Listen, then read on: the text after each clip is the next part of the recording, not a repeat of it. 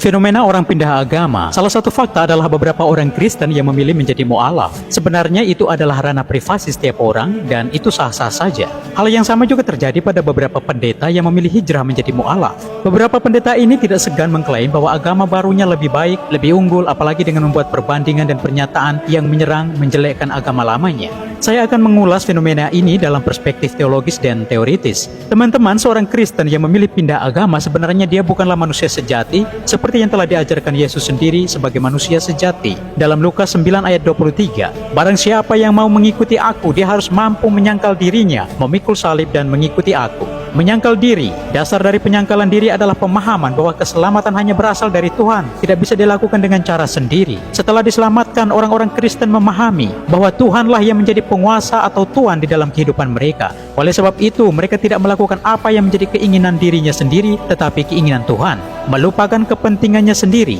Orang-orang Kristen harus mengesampingkan apa yang menjadi kepentingannya sendiri demi mengarahkan kehidupannya pada apa yang menjadi kepentingan kerajaan Allah.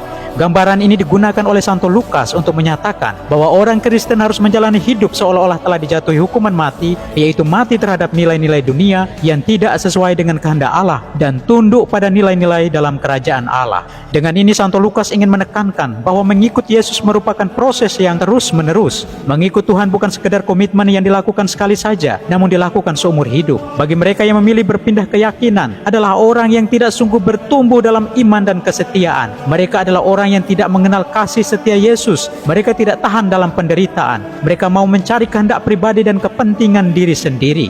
Janganlah kiranya kasih dan setiamu meninggalkan engkau. Kalungkanlah itu pada lehermu, tuliskanlah itu pada loh hatimu, maka engkau akan mendapat kasih dan penghargaan dalam pandangan Allah serta manusia. Lihat kitab Amsal bab 3 ayat 3-4. Teman-teman, memang menjadi murid Tuhan Yesus tidaklah mudah. Bagi pemikiran manusiawi kita, hal ini tidak masuk akal atau sungguh gila, bukan? Ikut Tuhan Yesus disuruh menyangkal diri, pikul salib pula, dan ikut Tuhan. Apa-apaan ini? Bagi orang yang tidak percaya ini adalah kekonyolan, tetapi bagi seorang beriman pada Tuhan Yesus, ini adalah jalan menuju surga mulia. Tidak gampang, tapi ingat, Tuhan Yesus senantiasa menyertai kita sampai akhir zaman. Dalam Matius 28 ayat 20, maka kata tuannya itu kepadanya, baik sekali perbuatanmu itu, hai hambaku yang baik dan setia. Engkau telah setia dalam perkara kecil, aku akan memberikan kepadamu tanggung jawab dalam perkara yang besar. Masuklah dan turutlah dalam kebahagiaan Tuanmu.